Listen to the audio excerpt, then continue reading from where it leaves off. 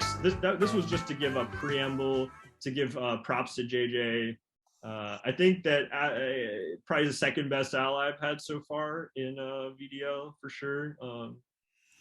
But here is my illustration. He would be the best, honestly, except for this phenomena, which I've actually run into a bunch. So you're not allowed to talk to people during builds, right? Right.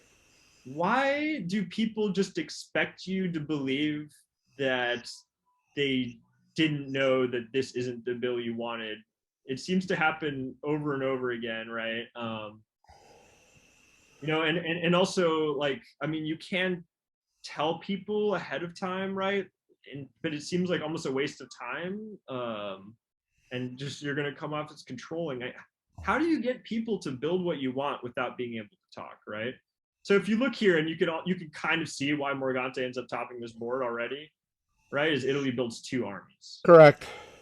and we have a great alliance going. We're doing really, really well, but look, I'm building in Moscow, which is, I'm under heavy attack by Germany here. He and I continue to work together. I think we dotted each other once in this game, but it was semi worked out. But like, and honestly, I almost regret not letting him have the 2 dots he needed at the end to top this board in a way, because he did work. But this is the kind of phenomenon which caused the resentment that basically made me like choose kind of Morgante to some extent. I think you hit on the hardest thing. Uh, so in online play, you negotiate your builds, right? And you also have time to work out what you're going to do with the builds. And so very or seldom in online play does a player see a stab coming through the builds if they've negotiated them through. I Yes. think almost all stabs in virtual play occur with the builds, uh, not with the spring move that you see in that. It starts here. Huh.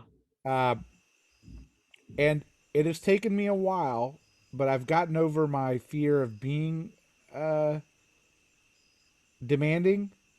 And I'm just like, every fall with my ally, if you take one, what are you building? If you get two, what are you building? Gotcha. And I'm like, if they do not build what they say they are going to build, unless something really unexpected happened, right? Like that they were just naturally forced to build something different because of just obvious circumstances on the board, I'm going to view it as a stab. And I'm going to tell that person I will view it as a stab. So just Uh, make that clear. That's really good advice. uh, and that way there's no surprises. And you know what? Most of the time, you get exactly the builds that you negotiated because they're afraid to do something different. And I know when I'm asked that, I'm afraid to do it. That's why you see a lot of very strange builds in virtual play. If you watch DBN, if you watch the last Yeah. broadcast in Yeah. October, you'll see these strange Army Liverpools and things that are just like the commentators like, I don't get it. Like that was all done beforehand. Almost all major things like that are pre-negotiated with your ally. Hmm. You have to And spend time doing it. You have to spend time on the builds. And the ones that don't are the ones that tend to get surprised. right. I mean, for me, it's not. I was surprised just in the sense that it should be obvious. Like for instance, in this case, right? Like look at our positions. There's Where zero way you can view this as like France is a better ally to Italy than you. Like like, this is now I guarantee you Morgante probably pushed JJ on the build. But look, in this situation, there's no yeah. reason that Italy should be building two armies. Probably should. I would probably build two fleets, but like there has to be a fleet in Rome, 100%, or Yeah. Naples. Uh, so like what would Morgante have done if he had built a fleet? Okay, well he would have just had to lay off a bit on England probably, and cover, but that's okay. And I don't think uh, it was irreparable. Right. I mean, to be and then just to I mean to be frank, actually, me and JJ kind of we continued to work through the rest of the game even through this problem here because uh, and we did have a really good alliance. But But his position is bad. the reason he gave me for this is that he said that he wanted Morgante to feel safe to stab Drew. But yeah, I found it, I found it hostile. I think I would have if this had been me and I had been you, I would have felt the same way. Yeah, I should have just maybe flipped to Morgante or something at this point. Well, I'm not saying you should have changed, but I'm like I don't know. You're a little crippled and you got But no, but that's you good got advice. four armies built against you. Yeah, I don't know what your options are really. So yeah, that's good advice though. I will say though, there's kind of a paradox though, because I think what you were saying about you've got to be stern. I will review these builds as a stab. It's almost like you have to say that, but not necessarily follow through, right? right, correct. Because and we'll get this. I have a game in which I eliminated Karthik. He was Turkey that we're going to get to. Um, and I kind of saw that he's such a great player, but he has this tendency to just and we'll get to it. Well, to go a little bit nuclear, right, as soon as you do something he doesn't like, and it actually, he what he told me is he does these things so that you will learn a lesson and fear him in the future and do what he says, more or less. But to me, I almost feel like it also means that if I ever move against you, then I know I have to finish the job, right? Um, Yeah, or I mean, Karthik. We've seen it on the broadcast and I've seen it in games. I mean, he's not afraid to throw solo, particularly if people are squirrely on the line. I don't think that was the issue in your game. I don't remember, no, but no, we'll get to it, he and does take positions. actually, it's not even to pick on Karthik. I think he's an interesting, charming person who has his own quirks in game and also very thick skin. So he's fun to Yeah, I love the guy. fun example. But yeah, so no, that was great advice on builds. I mean, it's going to take some getting used to because I hate super controlling players, right? Not hate's too strong. I have an aversion to super controlling players. Like for instance, people who want to know every single one of your moves, even if it doesn't really directly affect them. Um, and mysteriously, if you do tell them, somehow third parties are moving in ways that countervail your moves, right? So I am gonna have to work on that. Maybe not be so afraid to say, look, if you build this, it's so frustrating though. Everyone knows what these things mean, so why you have to, like we all know how to read a board. So in any case, yeah, we can go to the next slide. I'm just whining at this point. Okay, so here we go. So this question, I mean, we kind of touched on this before. I mean, there's a bit of a humble brag here. So I was Italy this game. Your friend Liam was Austria. Hammer MC was Russia, who honestly, great ally. I wish I had found him at the beginning of the game. Just actually does what he says. Sometimes maybe a little bit unwilling to take any risk at all or to do complex things, but all in all, the best ally I've had in virtual, right? Um, Never played with Hammer MC. Looking forward to so it. actually, I've played with them a lot in Speedboat, and we both. I actually noticed before this game that we actually both play very like trusting, open bordered kind of way in Speedy. He's actually much more paranoid in virtual. Um, Interesting phenomenon. I wonder what you think about this. But I've also noticed, I've gotten more into Speedboat lately. The alliances are more trusting and better without speech, um, which is kind of depressing in a way. Not for me, but I Uh, don't have a really good speedboat game, as you know. Well, you know what you should do, Ed, is actually look at the moves that were made and see what people are trying to That's tell you. Yeah, I have short attention span, right? So when I play speedboat, I'm doing like four things at once, and one of them is not looking at what happened. Yeah. Uh, I mean, like we did play that one game when it was your last card in Speedboat, and I spent the entire game trying to throw to you because I wanted you to be in the finals, and now you have to play in the wild card game because you never looked at my moves. That was great though. I was raging so hard. Well, we digress. So what I'm asking here is, so there's two things. This I actually just wanted to share something with you that actually does translate really well, right? By the I way, took did you see my prediction on DBN when I saw Liam was Austria and you were Italy? And I'm like, I know them both really well, and I don't believe there's any chance they can work together in the long run.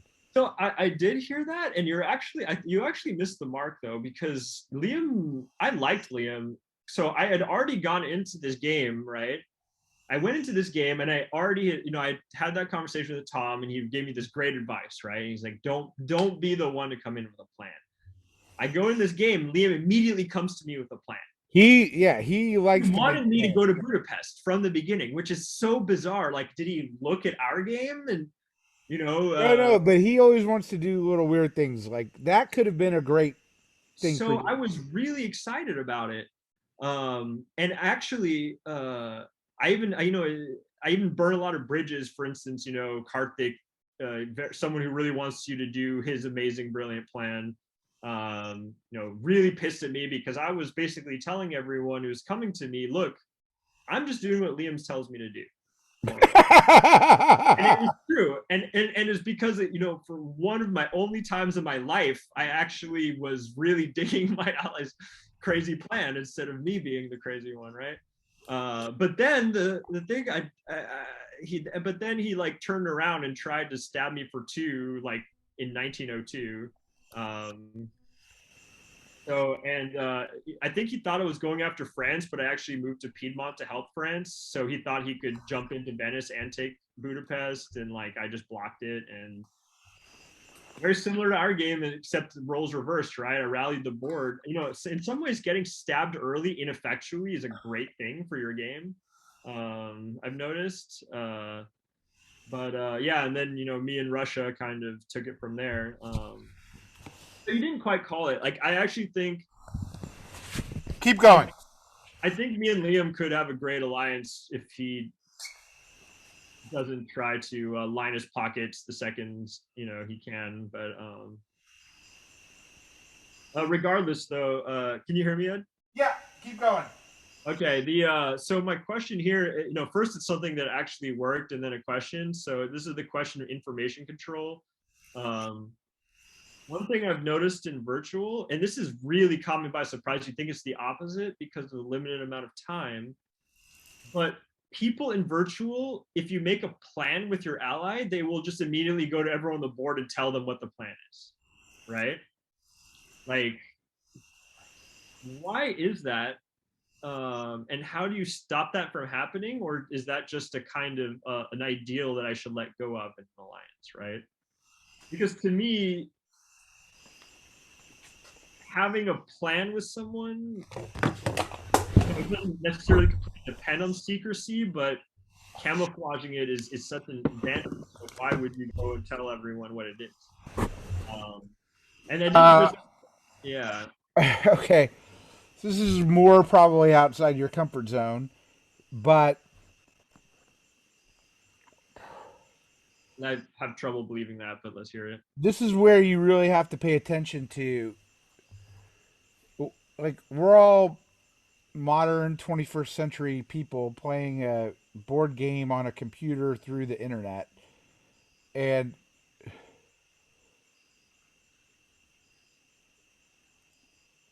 I'm just naturally suspicious. If I reach a plan with somebody early and there's 10 minutes left in a phase, and the very first person they want to talk to after we've just set a plan is one of my neighbors and they're in there a long time, I'm essentially assuming the plan's off. Like, and I, I tend to get, you may call it paranoid, but there are some players who don't really let other players leave the room. You've Yes. not played yet with John Anderson, who is a great guy and a superstar virtual last year and hasn't played a lot this year. But John had to control the medium, and a lot of players in with John couldn't leave, and that you would think it would lead to a lot of resentment, and sometimes it did. But a lot of times he controlled everything because he controlled your time to talk to him. Now, Hmm. uh, I don't do that. That is no way near my style, Yeah. right? Because I always feel like, and I put this in my blog of Positively England, that I just have a view that desperation equals death. And diplomacy and getting alliances, in my mind, is a lot like dating. The more confident you are, the more you're like, yeah, you can see other people, yeah, blah blah blah. Like the better you're gonna do. And so, if I'm worried about someone and they're going to talk, then I'm more suspicious. But if someone's going to go in to talk, I want to typically game plan out what they're going to talk about. But it is hard to know, right? You have to know the player. And so here, uh, there's no reason for your ally Liam to be talking to Turkey for any extended length of time except to screw you. So this question actually has nothing to do with this image, I will say. But what you said was very interesting. If I had to give an example in virtual of this, it was actually my game with Tom. So for instance, I was Turkey, he was Russia, right? And I had this plan, which honestly I should have known he wasn't going to stick with me because he called me crazy like 5 times within our first conversation.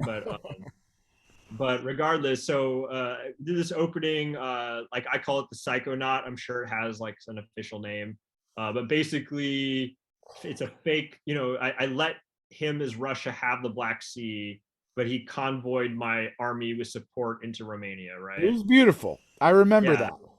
yeah. So, but the thing is, and in the end, I mean, this doesn't cause me to turn on him or anything. And maybe should have been a signal to me, but he immediately went to all the surrounding powers and told them that this was our plan, right?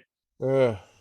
So like, and then so the entire kind of tempo you get from getting forward with this move is then uh, wasted. Admittedly, I think it works better if Turkey takes the black because then people think you're actually fighting, like that you meant to destroy the fleet in Romania. But regardless, but I've seen this in general. It's like there's this kind of culture of there's such a culture of not lying that it's almost disingenuous to your actual ally, to my mind. But I need to change. This is and I'm not trying to make a moral statement. I need to change my thinking because to me, if you're not lying to my enemy, then you are acting against me, right? If so. These everything you're raising to me, in all honesty, tells me you are having a more difficult time than I do establishing good trust with at least one person early. Yeah, I would say so. Yeah. But I thought, but for instance, but I always think I have good trust with someone is my problem. And I get stabbed like within like the first 4 years. Uh, yeah. So actually, though, what this slide was actually almost more. I wanted to just share something that does translate. I mean, I don't know. Maybe I'm just it's obvious, but this is something I like to do, which has worked really well for me in virtual so far, which is kind of the purity test, right? Which is I tell like someone who wants to ally with me or form a relationship with me that I'm gonna do a move, right? When they ask me what my moves are, and already if you ask me what every single one of my moves are, and my hackles were a little bit raised, but and then I do something slightly different, but something that would not harm them if they do what they say, right? So right here, Karthik as Turkey, I'm Italy, right? Karthik has been in my ear about an IT over and over again. Already, I'm very skeptical because he built a second fleet, which is pretty heinous if you actually think you're doing an IT. But at this point in the game, right, if you see I do a double convoy to Tunis, but what I did was, I finally agreed. I gave in to Karthik entreaties, his seduction. I was like, okay, fine, I'll go with your plan. I guess I should just trust you and move and finally take Tunis, you know? And so instead of actually moving the Ionian, I convoy in, and immediately, if you see, he like ran to Austria as fast as he could until made a deal so he could take Greece and Austria moved the Ionian, right? Um, and I did that, like, this has been my most successful game so far, and I actually did that a few times. I mean, uh, Russia like passed the test with flying colors and made me feel bad about it. But at one point I was going to move to the line against Germany with him, but he could have easily walked into Trieste and Vienna, but I held them instead and supported, just to see if he could be trusted with the cookies. And I actually find that actually has worked really well, like almost more than an online play. This is a good tip for me because I generally don't do anything like that because I'm afraid that someone will think I'm a bit squirrely, but I don't think it's a bad idea. Uh, But the trick is to do it in a way that doesn't harm them, right? It Correct. doesn't cost them anything, and it's almost more of a juncture in the game. Like, this is the classic part, like Austria is going down, who's with who, right? So I'm like Turkey or Russia here. um so yeah, I don't know, I thought that works pretty well. um You played a great game as Italy in this game. yeah, actually, we're gonna come back to this too, because I want your advice. We can go to the next one if you want. What's going on here? No, this is the Oh yeah, so this was my game. As Turkey, I was with playing with Tom.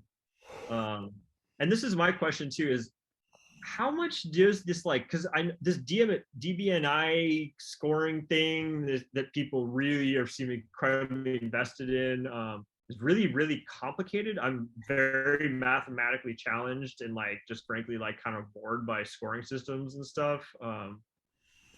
But it seems I'm starting to suspect that some of the behavior that I'm not understanding is due to, like, oh, so and so got this many points in a previous game and they only need like X amount of centers, or they're just trying to survive. Like, is this something, like, do I need, and do you have any suggestions? I mean, is this playing into what people are doing? And also, like, Uh, well, asking people what they're playing for? there's two scoring things going on right now. This is a VDL game, and so you know people are trying to make the top 7 of the virtual diplomacy league so they can be on the top board. Uh, and the answer is you should always know where your adjacent powers stand in the scores of the league or tournament that you're playing in. Because far more than any other factor, that will lead you to understand whether or not a stab is coming and what is important to that person. Ah, And uh, so much work. well, it's not too much work. In the virtual diplomacy league, you can standings are public, so you can just look at them, which I do at the beginning of each game, and I kind of just keep that in the back of my mind. Uh, and I always try and ally with somebody who's low, right? And Yeah, my usual pitch is we both have to have great games, and yeah, so has to have a bad one. And if you're not thinking about that, you should be. yeah. One That second. is, I'd like to see no physical violence here. I'm a dog lover. Uh, good job. No animals were hurt in the making of this podcast. I told him he's doing a great job, and that's enough. So, yeah, Tom is on the bubble for the VDL top 7. So, uh, you're you're always going to you should always know that. There are some players hyper driven by it. Not to bring up Farron again, but nobody is more attuned to where they are in a particular tournament or game other than Farron. Also, uh, and I'm not trying to sound, it's going to sound cocky. It's not meant to. But, okay, if I'm playing for top seven, I'm attuned to it. But generally, in a tournament or anything else like this, and I've come in second quite a bit, so I'm pretty dissatisfied with second place. Like, but Farron will play for the highest place possible, whether that is 14th over 23rd. I mean, I view both of those as exactly the same as second place, and I do not care where my ultimate standings are if I'm not a winner. Uh, I would prioritize having a fun game if I couldn't win, but not everyone's like that, and so it's very important in the 01 02 time frame to ask a person what their goals are. Yeah. A lot That's, of times they'll tell you, most of the time they're not because they're diplomacy players, right? So lying is a bit. So you have to, when you ask that question, know that you're probably not going to get the truth, but in the lie, you will understand their motivation a bit, like, and what they would say. It's just like uh, when Liam and I have had our best alliances, it's because by necessity in a tournament, we had to have a good game together. We had to. And we would keep reminding ourselves that that's what we have to do. And that if we stabbed each other, someone else would benefit. But if we could go 14-14, we were going to put ourselves in position to do well. Finding an mm, ally with similar victory conditions, I think, is very helpful. oof. I'm gonna have to come up with some meaning to my play. There's also players like Morgante and Katie Gray that think also very similarly. And I think, look, I think you've called me the aw shucks player, aw shucks, blah blah blah, and I have a lot of that, and you've called me out on it probably accurately. You're one of the few who's seen through the veneer I have a lot, but I'm always thinking about the standings. I think we're really deep in the podcast, and only like the hardcore who already know this are still listening. Yeah, I always think about the standings, but I have a theory. Sometimes it's worked and sometimes it hasn't. Is that I don't like to race ahead in any of it, any tournament, anything else like that. I don't know if you've ever played poker, but if you play tournament level poker, I'm always trying to be at or slightly above the average chip count per player in the game, because I do believe that being a leader in a tournament in other games gives motivations for players to go after you. Okay, but so should I be assuming is almost everyone in these games have this kind of knowledge of standings and care levels? I mean, or is this only if I'm looking for the most dangerous players, or like this is No, I don't know almost everyone, but all the more successful players do. interesting. Okay. Uh, and they keep track of it and they think about it. Hmm. And so it's always there. Like it's always there. So yeah, I'm gonna like get on with like kind of my point here, but I will say that the more you talk about this, I just feel like all of us casual players should always unite against the good players and destroy them immediately. I mean, like I think that targeting needs to targeting has arrived soon. I hope. Well, But like what I always say about Morgante. Um, if you open yourself up to Morgante, he's going to take advantage of you, and he board tops a lot. But the thing with Morgante is this: if you ever watch Godfather 2, he's Hyman Roth. Okay, Hyman Roth made it a really long time until the end of Godfather 2, but he lived forever. He's based on the character. He's based on the real life guy Meyer Lansky. Uh, He always made money for his friends. If you are with Morgante and don't open yourself up, you are likely to share in a very large board top or come close to it. Yes, I've noticed that, but he never picks me. Oh, don't be sad. If you're There's listening, nothing. Morgante, I would really like a game with like 12, 14 centers, please. Um, but yeah, so like again, so this is my, I'm Turkey here. This is my alliance with Russia. I mentioned it before. Actually, it's funny because now we've been talking too much, and this was, as I was telling you, I like to put my good slide with my ally before I kind of go into where there were problems. But I have to admit, even here, so I didn't retreat to Sevastopol out of good faith, which I probably should have because he could have supported me back in, uh, but he didn't want me to, so I just didn't. At the time, actually, though, now that I'm looking at this, at the time I thought, and it could be that it was just like Morgante tactical genius defense here, though now I'm starting to realize probably Tom just told him exactly what we were doing.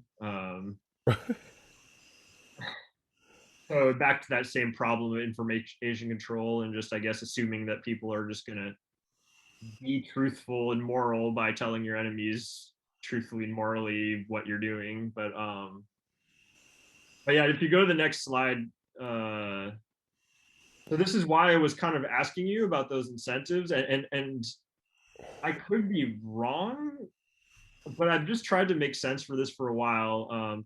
Tom and me have like are kind of friends now, and he's really fun to talk about tactics too. He also will never ever in his life admit that he was wrong, or he's just not telling me what he was really after. But I've tried to make a lot of sense of this stab over time because I know he is a good player. And one of the things he did say at the time, right, which honestly goes so against my character, but he said, "Well, I knew I was going down." I mean, it's 1903, so to me, it's like you can hold them off and wait for things to shake up on the other side of the board, right? But he's like, I know I'm going down, and his plan was just to stab me and hide in my corner till the end of the game, with three centers or something. So we ended up both going down. I think actually I was working with Morgante, and then he got pissed eventually because I always want that second center and like never relent. Uh, Well, it's always tricky, right? Because Russia is inherently weak, is weak here in the north, not let into Sweden. He didn't know England was going to do this, but now he can look himself in the mirror and justify a stab to be able to defend. Uh, Maybe that's what he did. I don't know where he built, but well, sure, but like look at like Austria and Italy are in the most anti-Russian possible position. Like that Italian climb to Silesia, I'm actually pretty convinced is the most. If it's the most, because a lot of Italian Austrian stuff, frankly, boils down to the fact that Austria doesn't profit from stabbing Italy and needs Italy a little more, whereas Italy can profit from stabbing Austria. So you kind of have to bribe Italy a little more, and like if you're a slightly greedy little Italian piggy, maybe you start like asking for too much. Um, but this is really the most anti-Russian opening. Like it's super strong Austria. You get that double build, and that Italian army goes up to fight Warsaw. right. So it was kind of bizarre and desperate to me. But I was just wondering if maybe it was because I know he had like a big win right before this, and then was trying to like just survive on three dots. I mean, does it get that fine grains like people have a number in mind, kind of like that, or Yeah, I mean, but generally chasing a number is not good, right? Like, it rarely works out for anyone doing that. I probably would tend to take Tom at his word that I think he just panicked a little bit too early. In my mind, you have to be patient as Russia. You just have to be patient. And I don't think he was very patient here. But I don't hate the move. yeah, The problem yeah, is like, where is he ultimately going to get out of this stab, right? Ultimately, AI isn't going to slow down. yeah. Well, I mean, we don't even have to rehash the board state really because I'm more asking about like the incentives and a kind of a personal touch here. I don't know if it was based on tournament, right? I don't. Yeah, I could come up with an alternate explanation. I think his survival explanation is just as plausible.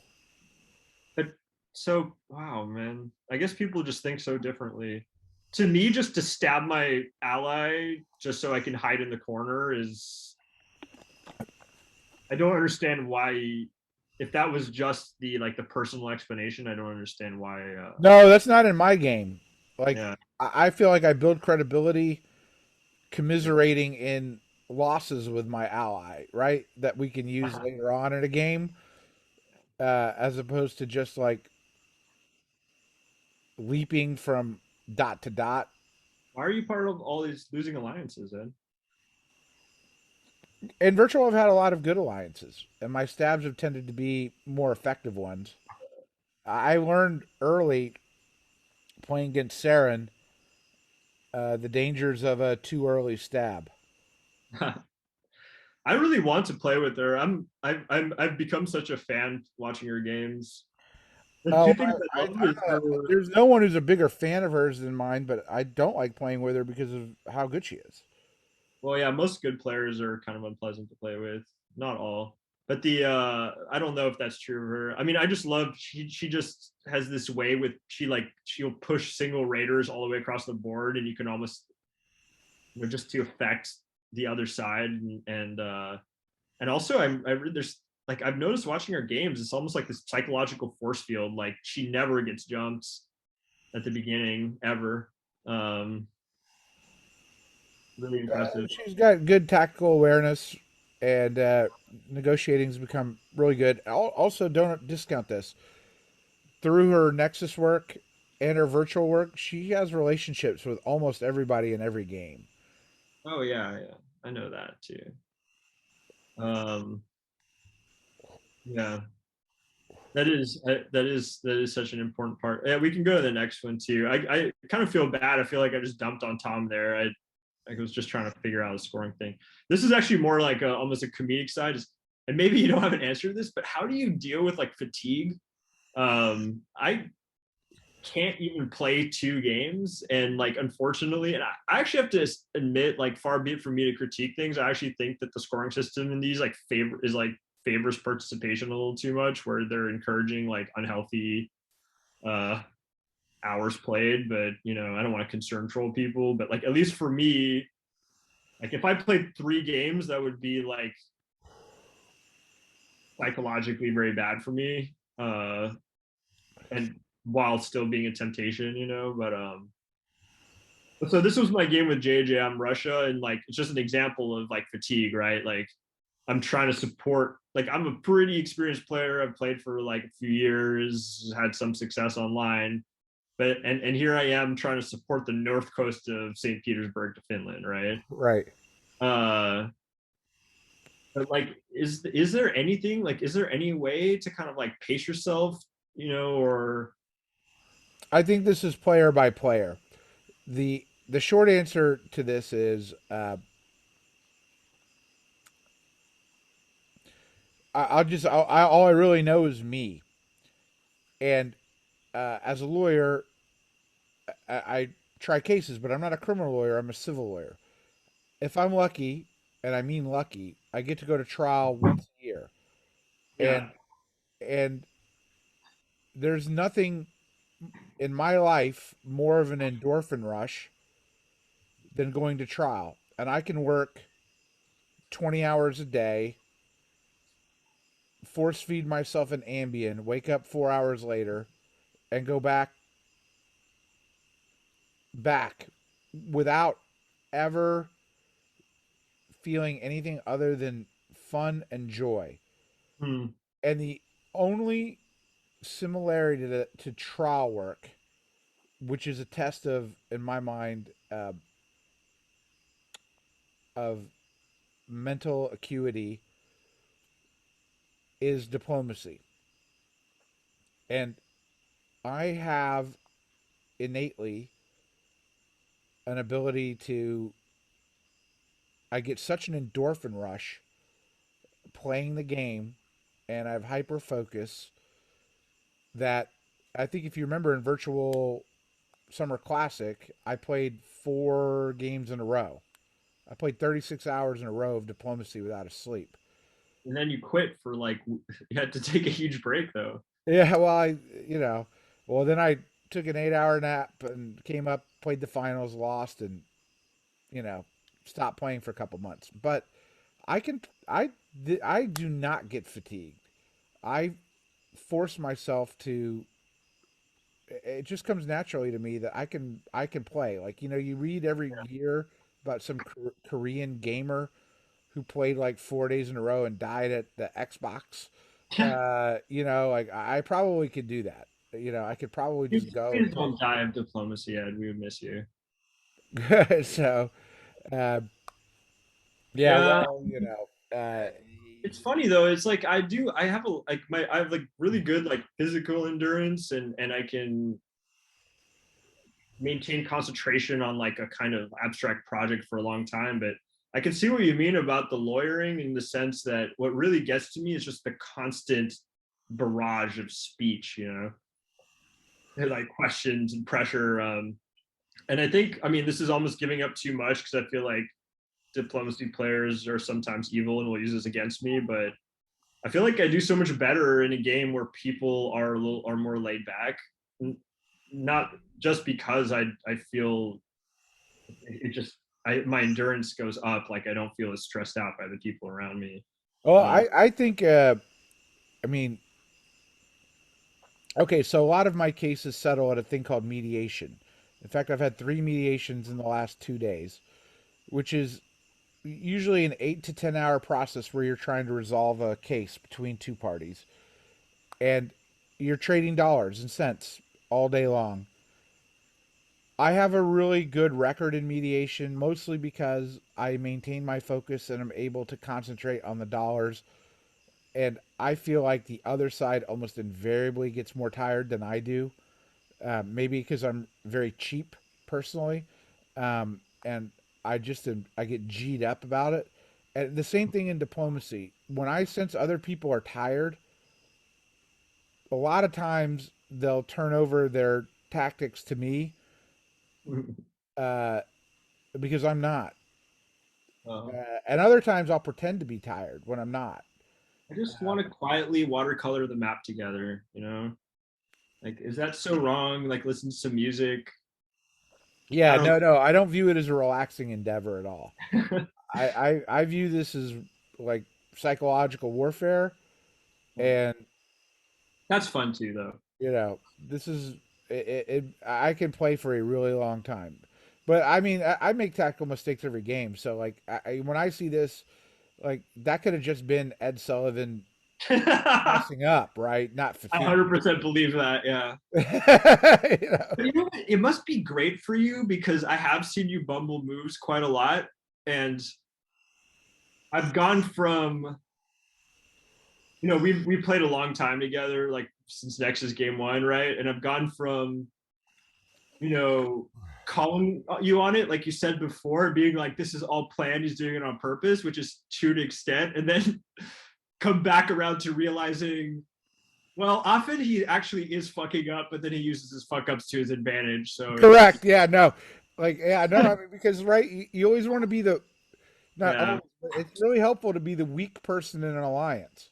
yeah. You're not the paranoid one anymore, right? You're the strong person feels like they're the big dog. Yeah, That's okay. When the his big head dog, just trips and the knife just goes into you accidentally. right? So Yeah. the big dog is harder to play than the small dog.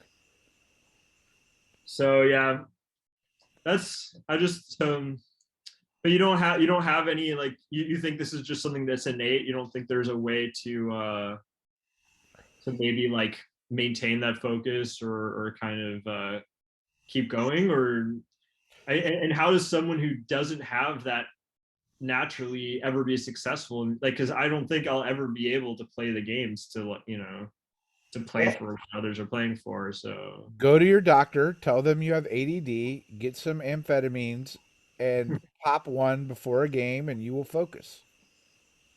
yeah I don't know it's I think you just have to, maybe just how you do on a board just depends. It's just another way in which it depends on the people around you. I just can't be yelled at all game. That's my problem. I just really like playing the game, and I Yeah. really like almost every situation other than being triple ganged up on. Being triple ganged up on can be fun in a way. We can go to the next one. Actually, I don't even know if there is one. Is there one? This is your last game, right? This is my last game. Yeah.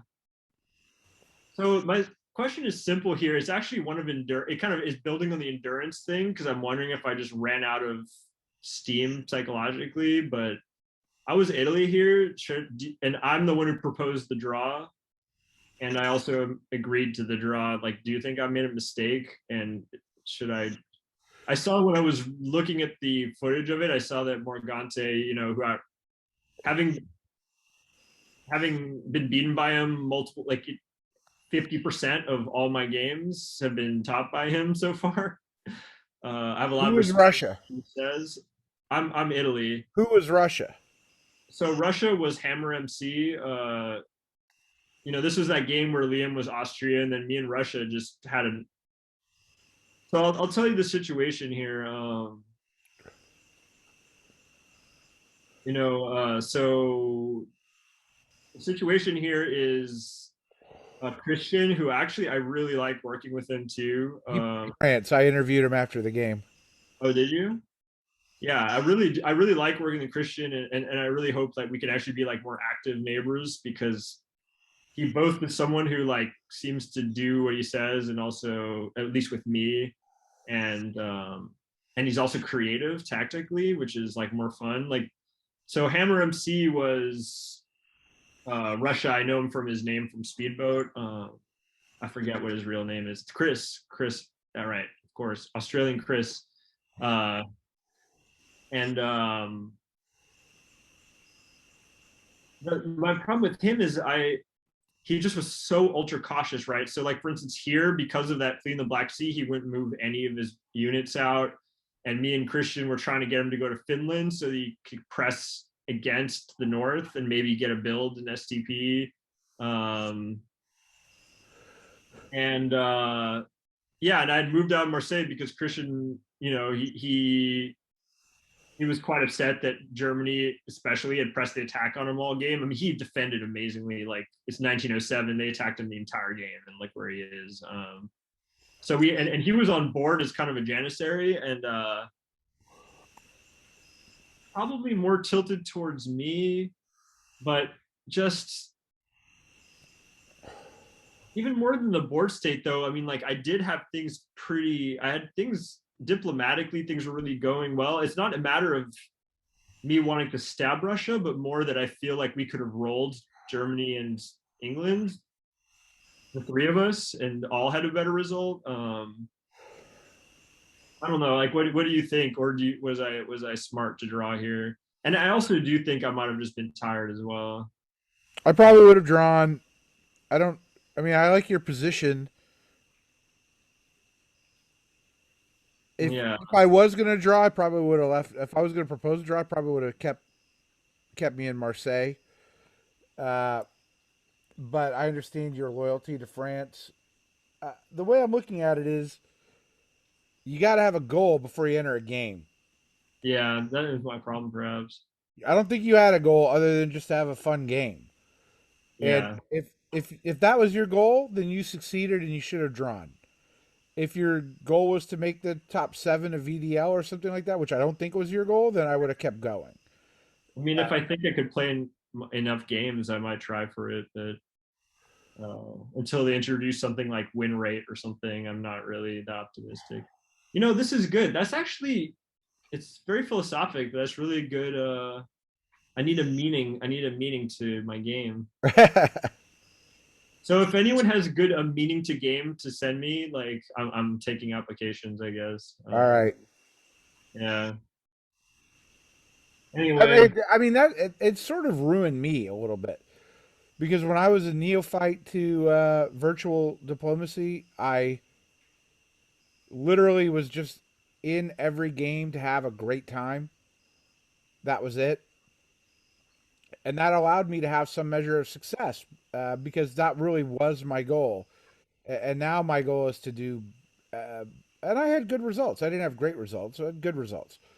But then as I started doing better and better and kind of understood how to use my powers for evil as well as for good, I had better results. And now my goals are more win oriented, which was not what I started playing for, but which has taken over a bit. But when your goals become that, you become much more unreliable, stab happy, all the rest of it. And I've got to work against those instincts, and I've been trying for months to modify my game back to the uh, medium between the want to win and want to have a good time. Yeah, I mean, it's just hard because if you could, if you could have a good like kind of meta result from one or two good, really good games, I think I would be trying a little harder.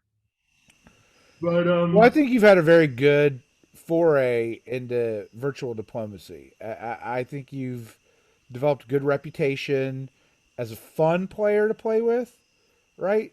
That's key in an alliance, right? Like you want to be fun, and I yeah, think you're showing that.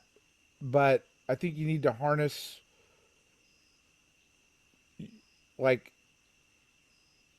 harness your genius in a way because not everyone's going to see your plan as clearly as you do right away. I just need to stop with the plans. I need to just be more. I need to be more. And I've learned this in this last game. Is just I've been humbled and I need to be more humble and you know, and it's good. It's good.